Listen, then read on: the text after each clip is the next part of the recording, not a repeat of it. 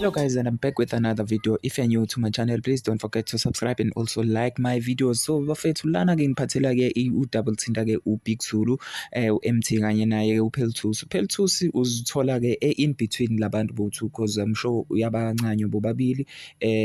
So again, nangu uBig Zulu lapha umbambile uPelthusi after kumperformela noma ukumculela ingoma leya ethi ke ivolovolo. So I'm not sure ubeculela yana okwangempela or else mhlawumbe ube-actor nje, but then-ke ama-fans azwakale ememeza u-MT the time enza leyo nto leyo uBig Zulu. Do you think there's still beef between yena u-MT kanye naye uBig Zulu? I sense something between laba fowethu laba, kodwa-ke ake ngiqhubeke ngikutshela ukuthi why ngisho kanjalo.